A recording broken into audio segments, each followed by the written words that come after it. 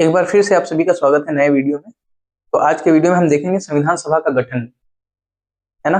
कैसे चुनाव हुए, कैसे संविधान सभा बनी, समझ रहे हैं। और सदस्य कैसे थे, महिलाओं की संख्या क्या थी, ये सब बातें इसमें बताई जाएंगी। तो याद करो कि पिछले वाले वीडियो में मैंने कहां तक बात किया हुआ था, कैबिनेट मिशन योजना तक। कैबिनेट मिशन योजना जब भारत में आया था तो कुछ प्रावधानों के साथ आया था। तो प्रावधान मैंने बताया था, उसमें से एक प्रावधान था संविधान सभा के गठन से संबंधित प्रावधान। तो कैबिनेट मिशन योजना के तहत ही भारत में संविधान सभा का गठन होगा, ठीक। और आपको मैंने बताया था संविधान सभा में सदस्यों की संख्या कितनी निर्धारित थी कैबिनेट मिशन योजना के तहत, 389। और 389 सीटों में से 93 सीटें किसको आवंटित की गई थी, देशी रियासतों को। और 296 सीटें किसको आवंटित की गई थी, ब्रिटिश भारत को। और 296 सीटों में से भी मैंने आपको बताया था 292 सीटें 11 गवर्नर वाले प्रांतों को आवंटित की गई थी, और उसमें से भी 296 में से 4 सीटें मुख्य आयुक्तों वाले प्रांतों को आवंटित की गई थी, है ना। तो संविधान सभा के लिए जो चुनाव हुआ था वो कब हुआ था, चुनाव जुलाई अगस्त 1946 में हुआ था, है ना। ब्रिटिश भारत को कुल कितनी सीटें आवंटित की गई थी, 296 सीटें। तो वहां से कितने सदस्य चुन के आएंगे, मतलब कि 292 तो चुन कर आते हैं, वास्तव में जो चुनाव हुआ था वो 292 सदस्यों के लिए हुआ था, है ना। 4 तो चीफ कमिश्नर वाले क्षेत्रों से उनको ब्रिटिश सरकार मनोनीत की थी। तो 296 सदस्य, है ना, संविधान सभा में मतलब आएंगे। और आपको बताऊं, मैं इतना ही क्यों बोल रहा हूं, क्योंकि देशी रियासतों ने खुद को संविधान सभा से अलग रखा था, इसीलिए 93 सीटें भर नहीं पाई थी वो। तो देखो 296 सदस्यों में से, मतलब 296 सीटों में से कौन कौन सी सीटें किस किस दल को मिली थी। तो 208 सीटें इंडियन नेशनल कांग्रेस, यानी कांग्रेस को 208 सीटें मिली, मुस्लिम लीग को 73 सीटें, और छोटे व स्वतंत्र समूहों को 15 सीटें मिली थी जब संविधान सभा का चुनाव हुआ, है ना। सबको जोड़ोगे तो 296 आ जाएगा, जोड़ करके देख लेना। और मैंने अगला लाइन जो लिखा हुआ मैंने बताया कि देशी रियासतों ने संविधान सभा से खुद को अलग रखा था, इसलिए 93 सीटें भर नहीं पाई, ठीक। आगे जब हम देखेंगे कि जब भारत में स्वतंत्रता अधिनियम, भारत के लिए जब स्वतंत्रता अधिनियम पारित किया जाएगा, तब उसके बाद से देशी रियासत भी धीरे धीरे शामिल होना स्टार्ट करेंगे। लेकिन अभी इन्होंने खुद को अलग रखा था जब चुनाव हुआ। तो आगे मैंने लिखा है कि महात्मा गांधी शामिल नहीं। आपको बता दूं कि जब संविधान सभा का चुनाव हुआ और संविधान सभा का गठन हुआ, तो उस समय की जो भी जितनी भी बड़ी हस्तियां थी लगभग सभी शामिल थी उसमें। केवल अपवाद स्वरूप महात्मा गांधी उसमें शामिल नहीं थे। याद रखना, ये पॉइंट बहुत ही महत्वपूर्ण है, इसको मैं स्टार मार्क कर देता हूँ। स्टार मार्क यहाँ स्टार लगाया हुआ, चलो यहाँ कर देता हूँ, इंपॉर्टेंट है, तभी लाइन दे सकता है ये वाला, ठीक है। तो देखो अब जितने भी सदस्य थे, अब सबके नाम तो रटने तुम जाओगे नहीं, पॉसिबल भी नहीं है। 296 सदस्यों के तुम कहाँ नाम याद कर पाओगे। लेकिन उन सदस्यों में से महिलाएं 15 थी। जो महत्वपूर्ण है वो याद करना होगा आपको। याद क्या करना होगा, मतलब इतना आपको इतनी बार पढ़ना है, यहाँ मैंने नाम लिखा हुआ है, आपको इतनी बार पढ़ना है कि आप ये रिकॉग्नाइज कर लो पेपर में देख करके, जब ऑप्शन बनाए तो आप ये समझ जाओ कि मतलब आप अलग कर पाओ कि कौन संविधान सभा में शामिल थी कौन नहीं थी, अगर ऑप्शन दे तो। समझ रहे, इतना कॉन्फिडेंस बस आपको आ जाना चाहिए, रटना नहीं है। तो 15 महिलाएं जो संविधान सभा की सदस्य थी उनके नाम देखिए, ये 3-3 करके लिखा हुआ है। पहले लाइन में 3 है, दूसरी लाइन में 3, तीसरे में 3, चौथे में 3 और पांचवें में 3, यानी 3×5 = 15। 15 महिलाएं थी, देखो लिखा हुआ है इधर। पहली थी विजय लक्ष्मी पंडित, दूसरी राजकुमारी अमृत कौर, तीसरी सरोजनी नायडू, चौथी सुचेता कृपलानी, पांचवी पूर्णिमा बनर्जी, छठी लीला राय, सातवीं जी दुर्गाबाई, आठवीं हंसा मेहता, नौवीं कमला चौधरी, 10वीं रेणुका राय, 11वीं मालती चौधरी, है ना, 12वीं दक्षयानी वेलायुधन, 13वीं बेगम एजाज रसूल, 14वीं एनी मस्करीनी, फिर 15वीं अम्मू स्वामीनाथन। ये 15 महिला सदस्य थी संविधान सभा की। देखो हल्का हल्का तुम्हारे लिए मैं सहूलियत कर देता हूं, ये देखो चौधरी 2 थी, एक कमला चौधरी और दूसरी मालती चौधरी, है ना। और कुछ हंस से मिलता जुलता नाम देखो, हंसा मेहता, ऐसे करके तुम याद रखना। और तुम्हें ये और सहूलियत कर देता हूँ कि बेगम एजाज रसूल, देखो ये मुस्लिम है, एक मुस्लिम महिला भी है, को अंडरलाइन कर देता हूँ। ठीक, बाकी रटने मत लग जाना, इसको इतनी बार पढ़ना कि चीजें जहन में हो, कि ऑप्शन अगर मुझे दिखे तो मैं वहां पहचान लूंगा कि कौन संविधान सभा के सदस्य थी, मतलब सदस्य सदस्य, है ना। ये संविधान सभा का गठन हो गया।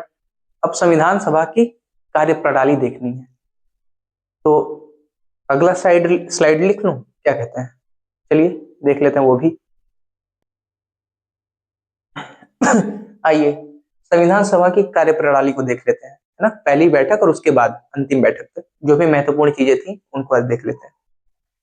देखो 20 नवंबर 1946 आमंत्रित वायसराय ने किया। क्या मतलब है इसका? मतलब ये है कि संविधान सभा का जब मतलब निर्वाचन हो गया, जब संविधान सभा का गठन हो गया, तो नव निर्वाचित सदस्यों को वायसराय ने 26 नवंबर 1946 को आमंत्रित किया कि वो 9 दिसंबर 1946 में संविधान सभा की प्रथम बैठक में हिस्सा लें। तब 9 दिसंबर 1946, और 9 दिसंबर 1946 को ही संविधान सभा की पहली बैठक हुई थी। लिखा है पहली बैठक 9 दिसंबर 1946 को ही। कितने सदस्यों ने हिस्सा लिया था? 207 सदस्यों ने हिस्सा लिया था। मुस्लिम लीग ने बहिष्कार किया और अलग पाकिस्तान की मांग पर जोर दिया था। मुस्लिम लीग ने बहिष्कार किया था संविधान सभा की बैठक का। क्या आपको पहले ही बताया कि देखो संविधान सभा को कम सीटें मिली थी, है ना। निर्वाचन में संविधान सभा को कम सीटें मिली थी, इसलिए सॉरी मुस्लिम लीग को, संविधान सभा क्या बोल दिया यार, संविधान सभा में मुस्लिम लीग को कम सीटें मिली थी, है ना। तो मुस्लिम लीग बौखलाई हुई थी, इसीलिए वो अलग पाकिस्तान की मांग कर रही थी मुस्लिम लीग, इसलिए बैठक का बहिष्कार किया। अच्छा, पहली बैठक में अस्थायी अध्यक्ष के रूप में डॉक्टर सच्चिदानंद सिन्हा को चुना गया। देखो जब किसी भी सभा की बैठक होती है ना, तो उसमें माहौल को बनाए रखने के लिए, यानी डिसिप्लिन मेंटेन करने के लिए एक अध्यक्ष चुना जाता है। तो अस्थायी अध्यक्ष के रूप में किसे चुना गया था पहली बैठक में? डॉक्टर सच्चिदानंद सिन्हा को। ये अस्थायी नहीं है। आगे देखो 11 दिसंबर 1946 को अस्थायी अध्यक्ष के रूप में डॉक्टर राजेंद्र प्रसाद को चुना गया, निर्विरोध रूप से, है ना। अस्थायी अध्यक्ष का क्या मतलब हुआ? अस्थायी अध्यक्ष, अध्यक्ष नहीं लिखा हुआ है, खाली अस्थायी, समझिएगा। ऐसे ही पॉइंट्स बना करके जैसे मैं लिखवाया हूं, ऐसे ही हुबहू आप लिखिएगा और देख करके रिकॉल करने का प्रयास करिएगा कि सर ने ऐसा क्या लिखवाया है, इसका क्या मतलब है ना। अपने से थोड़ा रिकॉल करिएगा। ऐसे ही है, शॉर्ट नोट्स देखिए ऐसे ही होता है, ठीक है। अस्थायी का मतलब क्या हुआ? अस्थायी का मतलब ये हुआ कि अब संविधान सभा की बैठक जब भी संविधान निर्माण के उद्देश्य होगी तो उसकी अध्यक्षता कौन करेगा? डॉक्टर राजेंद्र प्रसाद करेंगे, है ना। और अगर मान लो कि कभी बाय द वे मान लो कि डॉक्टर राजेंद्र प्रसाद की तबीयत सही नहीं है या किसी कारणवश वो अनुपस्थित है, असमर्थ है संविधान सभा की बैठक की अध्यक्षता करने के संदर्भ में, तब इसीलिए संविधान सभा के 2 उपाध्यक्ष भी चुने गए थे। ये नहीं बताया जाता है, इसको पढ़िएगा, क्योंकि यहाँ से हम मुझे लगता है कि यहाँ से प्रश्न बनेगा, क्योंकि ये सब चीजें तो बहुत बार पूछ लिया है। राजेंद्र प्रसाद, सच्चिदानंद सिन्हा, ये याद रखिएगा। डॉक्टर एच.सी. मुखर्जी तथा वी.टी. कृष्णमाचारी, कौन 2 उपाध्यक्ष चुने गए थे संविधान सभा के? डॉक्टर एच.सी. मुखर्जी और वी.टी. कृष्णमाचारी, है ना। एक महत्वपूर्ण डेट है 13 दिसंबर 1946 का। क्यों? क्योंकि 13 दिसंबर 1946 को ही पंडित जवाहरलाल नेहरू ने संविधान सभा के समक्ष उद्देश्य प्रस्ताव पेश किया था। उद्देश्य प्रस्ताव क्या था? उद्देश्य प्रस्ताव मतलब संविधान का दर्शन, एक तरीके से, है ना। इसमें संविधान के दर्शन की झलक थी, यानी कि भारत, भविष्य के भारत का संविधान कैसा होगा, कुछ ऐसा नेहरू ने पेश किया था। उसे संविधान सभा ने स्वीकार कब किया? 22 जनवरी 1947 को। 13 दिसंबर 1946 को पेश कर रहे हैं, 22 जनवरी 1947 को संविधान सभा ने उसे स्वीकार कर लिया सर्वसम्मति से। अच्छा, ये मत सोचना कि 1946 है, हाँ 1947 है तो 1 साल लग गया क्या स्वीकार करने में? नहीं, डेट देखो, 13 दिसंबर है, फिर 22 जनवरी है, तो यार दिसंबर के बाद जनवरी ही तो आता है, तो साल भी परिवर्तित हो जाता है ना। और यही उद्देश्य प्रस्ताव ही आगे परिवर्तित रूप में भारत के संविधान की प्रस्तावना बना, है ना। प्रस्तावना जब पढ़ेंगे तो मैं फिर से बताऊंगा। अगला देखिएगा पॉइंट क्या है। देखो 1947 में आपको बताया था कि भारत स्वतंत्रता अधिनियम पारित हुआ था, भारत स्वतंत्र हो गया था। ठीक, तो जब 1947 के बाद जब भारत स्वतंत्र हो गया था तो संविधान सभा को अब विधायिका के रूप में भी कार्य करना था, क्योंकि अभी तक तो हम ब्रिटेन के गुलाम थे, है ना, तो विधि निर्माण कार्य तो वही करते थे, लेकिन भारत जब स्वतंत्र हो गया तो विधि निर्माण करने के लिए भी तो कोई चाहिए ना। तो संविधान सभा को ही इसके लिए मतलब संविधान सभा को ही विधायिका का कार्य सौंपा गया। अब संविधान सभा के पास दो काम है, दो कर्तव्यों का निर्वहन करना था। पहला, स्वतंत्र भारत के लिए संविधान का निर्माण करना था, और दूसरा, देश के लिए आम कानून बनाना और उसको लागू करना था। और ये दोनों काम 26 नवंबर 1949 तक संविधान सभा इस दोहरी भूमिका में होगी, दोनों काम करेगी। इसीलिए संविधान सभा को स्वतंत्र भारत की पहली संसद बोला जाता है। स्वतंत्र भारत की पहली संसद कौन था? तो संविधान सभा खुद संविधान सभा थी। ये देखिए कि मतलब दो काम करना था, तो इसमें ये लिखा हुआ है कि सभा की बैठक जब बतौर संविधान सभा होती तो उसकी अध्यक्षता कौन करता है? डॉक्टर राजेंद्र प्रसाद करते हैं। लेकिन जब सभा की बैठक बतौर विधायिका होती तब अध्यक्षता कौन करता है? अध्यक्षता करते हैं जीवी मावलंकर। ये याद रखिएगा, है ना, क्योंकि दोनों काम करना था ना, संविधान का निर्माण भी करना था और विधि निर्माण भी करना था, आम कानून लागू करना था, बनाना था। फिर आगे का लाइन देखिए, ये तो उतना इंपॉर्टेंट नहीं है, खैर देख लीजिए।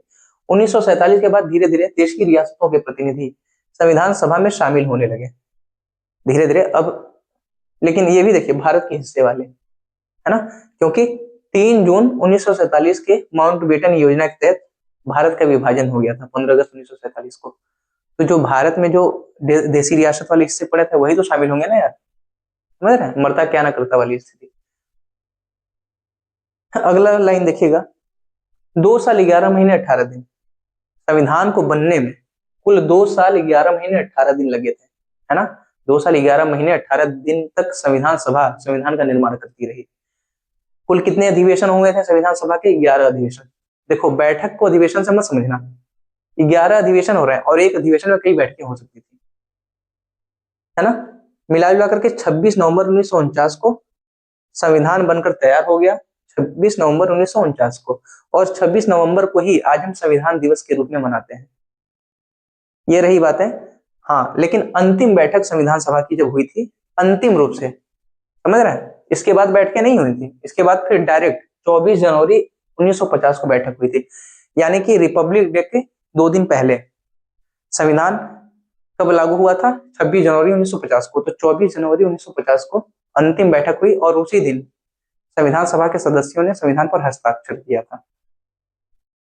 तो संविधान सभा और संविधान निर्माण खत्म हो गया है। लेकिन एक चीज आपको बताऊं, संविधान सभा की समितियां, संविधान निर्माण का जब कार्य चल रहा था ना, तो संविधान सभा ने अलग अलग कार्यों को अलग अलग समितियां बना करके सौंप दिया था, है ना, काम को सहूलियत हो काम करने में, इसलिए। तो संविधान सभा की समितियां मैं अलग से एक वीडियो बना करके, संविधान सभा की समितियां बहुत फैक्चुअल है इसलिए उसको एक अलग वीडियो बना करके आपको मैं पढ़ा दूंगा। फिर संविधान सभा और संविधान निर्माण प्रक्रिया से संबंधित कोई भी प्रश्न आपके रेंज से बाहर नहीं होंगे, यकीन मानिए, ठीक। नहीं तो आप किसी भी, अगर कोई नोट किसी ने बना रखा हो, आपके किसी शुभचिंतक ने या किसी आपके सहयोगी ने, नहीं आपका कोई आपका दोस्त ही हो, तो मिला करके देखिएगा। इतना यार बहुत मैं गहराई में ले जाकर के आपको पढ़ा रहा हूँ ताकि प्रीलिम्स में आपको दिक्कत ना हो, समझ रहे हैं।